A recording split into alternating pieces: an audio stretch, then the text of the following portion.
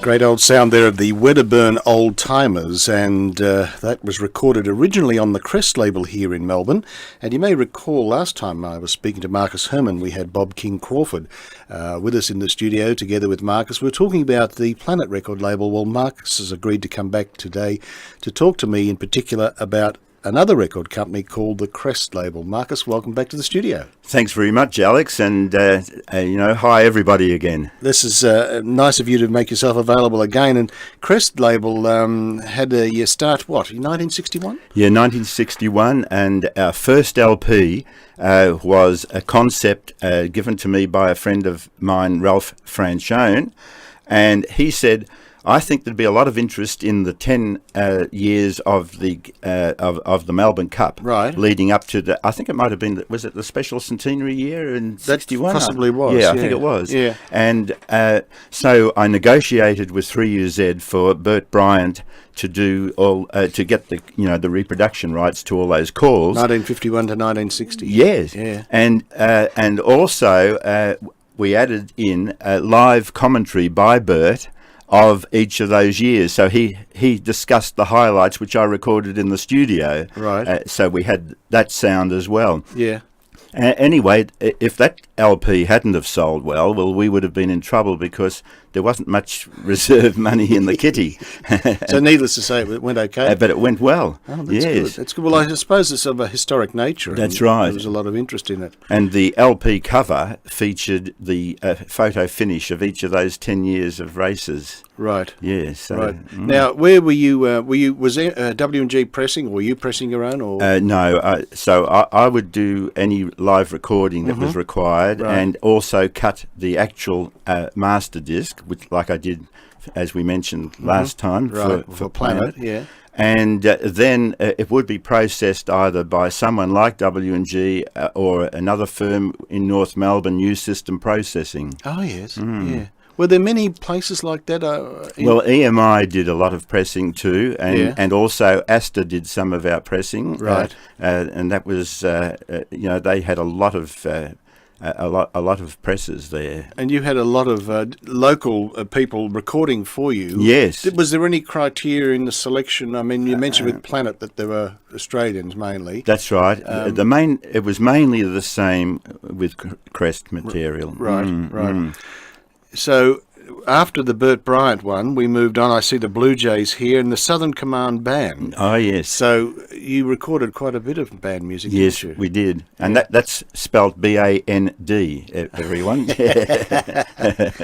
Were the... we actually, I shouldn't tell anybody this, but we also did band music, B-A-N-N-E-D, along the way, because we recorded a group called I forget which ones it would be. Brendan Hanley recorded some of these AO records, and one, "Oh Dear, What Can the Matter Be," which we thought was a bit of a giggle. Yes. Unfortunately, a dear lady in St Kilda thought that this was a very terrible thing to put out, and the magistrate agreed with her. And the thing that upset him the most was reference to any toilet function functions, such as, oh dear, what can the matter be? Yes, I know the tune. Yeah. If enough people phone in, could you sing it for them? Fair enough. Yeah. So, okay, so you had the Southern Command Band. What other bands were there? The Footscray Yarraville? Yes, that was one that we did, later on. With Mervyn Simpson. Merv Simpson, yes, you know Simpson. him, a terrific trumpet player. Yeah, well, he was part of the lineup of the Victorian Trumpet Trio. That's right, yes. Standish and... there was George Dobson. Yes. And I forget the... Merv Standish? Merv Simpson. And, Simpson, that's right. Yeah. And one other, and the name escapes me, and I should remember that, but I don't. So why don't we have a listen to another piece of music from the Crest days, Patrick O'Hagan. Oh, to be sure, yes. He would have been a great recording personality for you. Oh, and a wonderful person too, Alex. Yeah, a really nice guy. Easy to get along with? Yes, very, very easy. We have quite a bit of Patrick O'Hagan on the station because we have a program where we feature, mainly Irish music on one week a month. But let's have a listen to Patrick O'Hagan, and he's going to play for us, or sing for us rather, Mother Machree.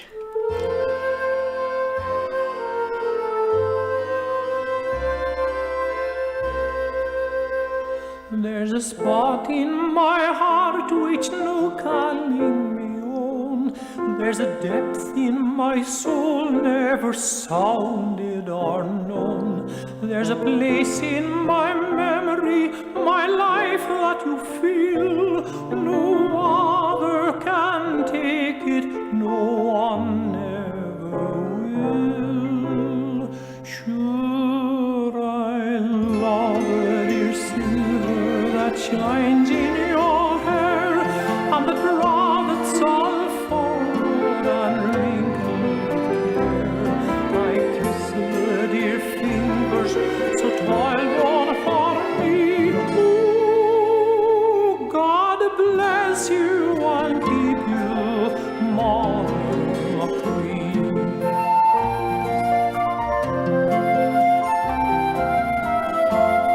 Every sorrow or care in the dear days gone by was made bright by the light of the smile in your eye, like a candle that's set in the window at night. Your fond laugh hath cheered me and guided me right.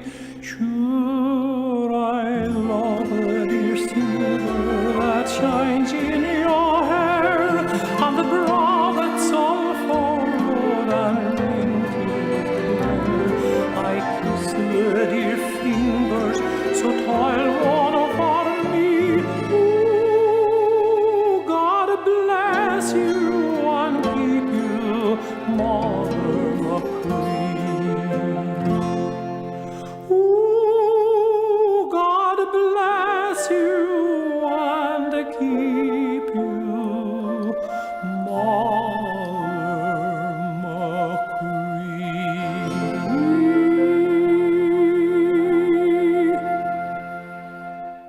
Well, a fine voice there, Patrick O'Hagan and Mother Machree.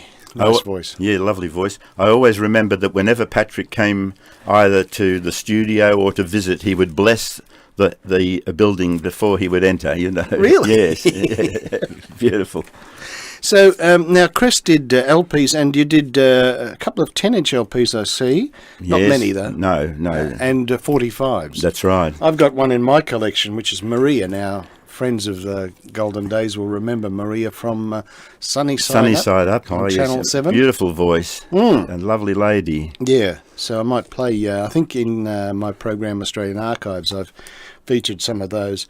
But one of the big selling album for you was 30 smash hits of the war years. Now, I've had a collection on vinyl in my library since 1975 is when I purchased it, but I think you said it came out a bit earlier. About 73, yes. Right. Yes. And what spurred you to do this? Well, recording? I think that there was an inspiration going back to what we talked about last week when I used to be with Bob Crawford. We turned out a march record, and then followed it up with war songs of both world wars. We did 2 different 10 inches, and that was always well received. And I thought if something was done in modern sound and promoted on television, I think it would go very well, recapturing that atmosphere. Yes. And there were some beautiful songs written in the war period. And there's some good artwork in here too. You've got some photos of the band, which happens to be the concert band and chorus of the RAAF. Yes. With squadron leader R.A.Y. Mitchell. Yes.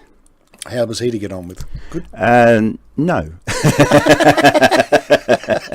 But he has passed on, so I send him lots of good thoughts. No, he was a brilliant musician, right? Brilliant, and a brilliant conductor. Yeah. Sometimes they can be a little bit difficult. That's right.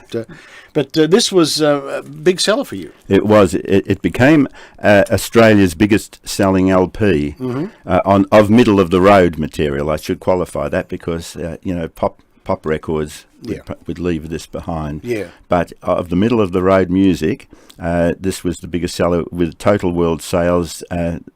Last we heard was 875,000. Right. Do you still hold the copyright and all that Yes, sort of stuff on yes. it? Yeah. That's good. So as long as the checks keep coming in, That's right. Can they still buy it? Well, it was reissued on the Marvel label by Houghton Hughes, and whether he still has that in the catalogue, I'm not sure. Okay. This is based in Sydney, this crowd, Hughes Leisure Group. Yes, yes. Right. Well, look, let's have a bit of a listen, shall we, to a couple of tracks. We're going to play When the Lights Go On Again All Over the World, and It's a Long Way to Tipperary. Yes. And Alex, it was funny, we met with a lot of resistance from Canberra, where we had to get the permission for the RAAF Central Band. We met with a lot of resistance in me wanting to use their orchestra, the musicians, as a singing group. And they said, oh, no, you've got to get a proper choir. But I stuck to my guns, and we won out there, and the sound I wanted was typical of the wartime songs, with Vera Lynn and so on, where it just sounded like a group of troops singing in the background, and so would they be, they just felt it wouldn't be musical enough, but it came up really well, and thanks to the good conducting of Ron Mitchell, too. Yeah, well, let's have a listen to this particular. Good. 2 items I'm from looking forward to hearing it again myself. 30 smash hits of the war year.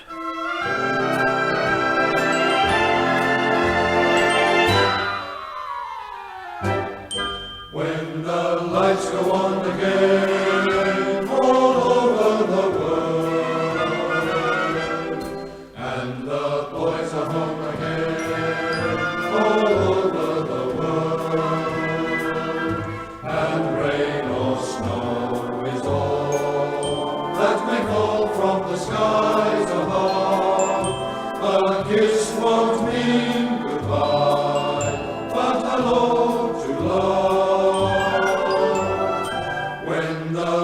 Go on again all over the world,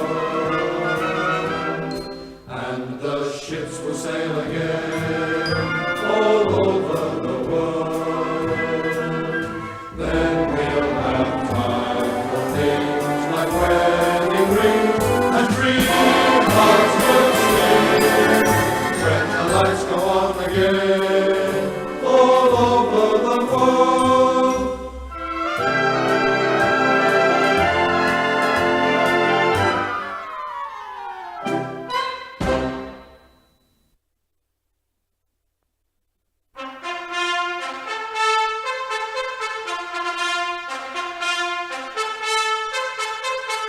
It's a long way to Tipperary, it's a long way to go. It's a long way to Tipperary, to the sweetest girl I know. Goodbye, Piccadilly, farewell, Leicester Square. It's a long, long way to Tipperary, but my heart's right there. Well, that is the end of that particular piece there. They were going to go on, but we've only said we'll play the 2 This is from that wonderful album, which was a big seller for the Crest label way back when, in the 70s, and I wonder how many people listening have a copy of that. That'd be interesting to know. In their wouldn't it? library. It would be. Yes. Interesting question. I was looking at the list that you brought in of the recordings, and the Crest International label listing. What's the story behind that? Well, we started that label name to mainly cover material that was brought in from other labels or from overseas, and we'd release it under license. Right. A few local recordings sneaked in on that label as well. Right. And one that you're going to finish off with today on the program was released on Crest International too, and that's This one, the Symphony Orchestra Vienna? Yes, 150 Years of Strauss was the title of the CD. Right. There's one here that I've got these albums, Alan Gardner Accordion Band. Was he local or? No, New Zealand. New Zealand. Yes, and we licensed that from EMI New Zealand. Right. Because I'd never heard of them in Melbourne or Australia, and I wondered where they'd come from. Yeah, so we made a commercial, and which was most of our TV promotions were done on regional TV, and we still work that way because the city metropolitan advertising is almost prohibitive for smaller companies. Well, the cost must be phenomenal Yes. to get a 30-second spot. No, it is. Yeah, yeah. Now, some of the interesting people you've got on that label, Derek Nimmo, Yes. the statue, and Why Do You Suppose? Yes. Or Who Do You Suppose? Was that sort of like a narrative, a descriptive He was piece? actually talking to music, virtually semi-singing, and a lady that lived in Toorak, Helen Moss, wrote these two songs, and he liked them a lot, and he was here performing in a show, and Charlie Girl. That's it. Yeah. Well done. With Dame Mananagel, I think. That's as I right. recall. And Johnny Farner would have been in yes, and so she arranged for him to record it with us, and we turned it out virtually as a sponsored recording. We worked like Golden Days Radio. Yeah, that's good. The other interesting name on your list here is Charles Scase. Charles Scase, yeah. I've got some recordings of Charles, but he was with W&G. That's right. At that particular time. Yes. But, well, the one that he did for us, an EP called How Great Thou Art, it wasn't a huge seller, but it was very well received, and he had a beautiful voice. He did, and a marvellous voice. He was involved with 3DB, because he was, I think, a presenter on there. That's right. He did, and he sang in quite a few of the variety shows. The Radio Variety, of course, is long dead, but Yes. that station did have quite a few shows that great names were performing in. Charles Scase, the father of Christopher. That's right. Now, Crest Records still going, or what's the story? Well, the label is still there, but we never continued with it, and during the lull, while I was mainly concentrating on video production under the name of Online Video Production, which we still do, someone else picked up the re-registering of the label name. So, and whilst it's not local, it would be a clash. Yeah, it would. And that's when I turned to a new label name, Resonance. Right. And that's the one that we've done a few releases on. That, most notably, the Welsh singer. That's Reese. No. Another one. He's on Stanza. Stanza. That's another one. Yeah. So Resonance was the label that we discovered that there is an English label called Resonance, which is also handled by our distributor. Right. So then we came up with another label name, Stanza. Right. Which has a modest title of Stands Alone for Listening Pleasure. Right. Well, particularly that beautiful CD of Reese Merrion. That's marvellous. Yeah. Great recording, and I hope sales are doing okay with that. Yes, and thanks for the way you've helped air it on. Well, it's a pleasure because it's our kind of music. Yes. And a very nice CD it is too, and we're looking forward to when he comes out in this 2005 later on. That's right. So he'll be here virtually from 1st of July until February next year. Right. So virtually about He'll 7 be, or 8 months. He'll be in Melbourne, I think you said, towards the end of that time, like him in the last he's 3 or here 4 in months or so. September. September, yes. Yeah, for about 3 months. And incidentally, if it's okay, he'd love to do an interview with you, Alex. I told him how well you interview people. Great. Well, we'll certainly organise that. Good. And I think our Welsh presenter for our My Kind of Music wants to get him on as a co-host with her a couple of times. So that should be that fun. would be great. Yeah, yes. that'd be good. Yes. Look, Marcus, marvellous having you in and talking again with you about Crest Records. Oh, which is, thanks for having me here. I'm sure many people will remember the name Crest, and particularly if they've got a copy of this wonderful album on the war years. The best that's pressed is on a crest. That's right. You always come up with these catchy sayings. We're going to go out with the Trish Trash Polka. Now, this is the Symphony Orchestra of Vienna, conducted by Alfred Schultz. Yes, yeah, a very nice guy from Germany that we negotiated with for this material. Mm-hmm. And on a series called Masterworks, we turned out a number of classical recordings that he was involved with.